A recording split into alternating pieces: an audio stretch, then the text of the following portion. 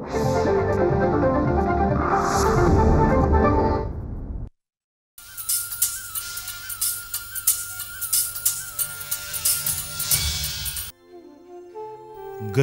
भयान शापानं, बापाच्या सोडून जाण्यानं सावित्रीच्या आयुष्यात काळोख दाटलेला.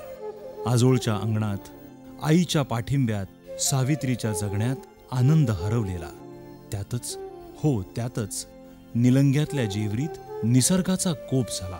भूकंपाच्या अन्यायात माणुसकीचा अंत झाला. मदतीच्या ओघात देणाराच रंक झाला. माणसांच्या स्वार्थात घेणाराच खंक झाला. अडचणींचं जोखड घेऊन बदनामीच्या सावलीत वाढायचं की वाढत्या वयात लाज सोडून शाळेत शिकायचं? इच्छा तिथे मार्ग असतोच. आर्थिक सामाजिक सुधारणांचा आशादीप उजळला. हरलेला डाव नव्यानं जिंकण्याचा निर्धार उजळला. प्रयत्नांच्या परमेशाला चंदनगंध लाभला. सावित्रीच्या जगण्याला अक्षरदीप लाभला. निलंग्यातल्या जेवरीत निसर्ग हसला.